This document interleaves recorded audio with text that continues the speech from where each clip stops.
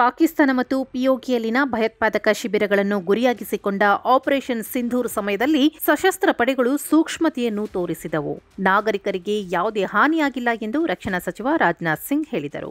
ಪಾಕಿಸ್ತಾನ ಮತ್ತು ಪಾಕ್ ಆಕ್ರಮಿತ ಕಾಶ್ಮೀರ ಪಿಒಕೆದಲ್ಲಿನ ಭಯೋತ್ಪಾದಕ ಶಿಬಿರಗಳ ಮೇಲೆ ನಿಖರವಾದ ದಾಳಿ ನಡೆಸಿದ್ದಕ್ಕಾಗಿ ರಕ್ಷಣಾ ಸಚಿವ ರಾಜನಾಥ್ ಸಿಂಗ್ ಬುಧವಾರ ಸಶಸ್ತ್ರ ಪಡೆಗಳನ್ನು ಶ್ಲಾಘಿಸಿದರು. ಈ ಕ್ರಮವು ಅಮಾಯಕ ಜನರನ್ನು ಕೊಂದವರನ್ನು ಗುರಿಯಾಗಿಸಿಕೊಂಡಿದೆ ಎಂದು ಹೇಳಿದರು.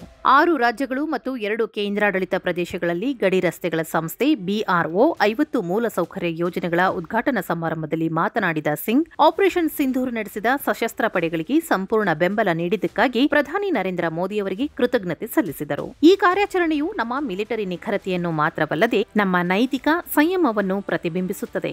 ಹನುಮಂತನ ಮಾತಿನಲ್ಲಿ ಜಿನ್ ಮೋಹಿ ಮಾರ ತಿನ್ ಮೋಹಿ ಮಾರೆ. ಇದರರ್ಥ ನಾವು ನಮ್ಮ ಮುಗ್ಧರಿಗೆ ಹಾನಿ ಮಾಡಿದವರ ಮೇಲೆ ಮಾತ್ರ ದಾಳಿ ಮಾಡಿದ್ದೇವೆ ಎಂದು ಅವರು ಹೇಳಿದರು. ಯಾವುದೇ ನಾಗರಿಕ ಸ್ಥಳ ಅಥವಾ ನಾಗರಿಕ ಜನಸಂಖ್ಯೆಗೆ ತೊಂದರೆಯಾಗದಂತೆ ನೋಡಿಕೊಳ್ಳಲು ಸಶಸ್ತ್ರ ಪಡೆಗಳು ಸೂಕ್ಷ್ಮತೆಯನ್ನು ತೋರಿಸಿದವು ಎಂದು ಸಿಂಗ್ ಹೇಳಿದರು. ನಿಮ್ಮೆಲ್ಲರಿಗೂ ತಿಳಿದಿರುವಂತೆ ನಿನ್ನೆ ರಾತ್ರಿ ಭಾರತೀಯ ಪಡೆಗಳು ಮತ್ತು ಶೌರ್ಯ ಮತ್ತು ಧೈರ್ಯವನ್ನು ಪ್ರದರ್ಶಿಸುವ ಮೂಲಕ ಹೊಸ ಇತಿಹಾಸವನ್ನು ಸೃಷ್ಟಿಸಿದವು.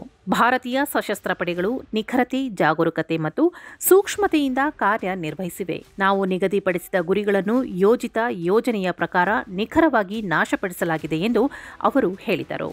ಅಂದ್ರೆ ಸೈನ್ಯವು ಒಂದು ರೀತಿಯ ನಿಖರತೆ, ಮುನ್ನೆಚ್ಚರಿಕೆ ಮತ್ತು ಸಹಾನುಭೂತಿಯನ್ನು ತೋರಿಸಿದೆ. ಇದಕ್ಕಾಗಿ ನಾವು ನಮ್ಮ ಸೇನಾ ಸೈನಿಕರು ಮತ್ತು ಅಧಿಕಾರಿಗಳನ್ನು ಇಡೀ ದೇಶದ ಪರವಾಗಿ ಅಭಿನಂದಿಸುತ್ತೇನೆ ಎಂದು ಸಿಂಗ್ ಹೇಳಿದರು.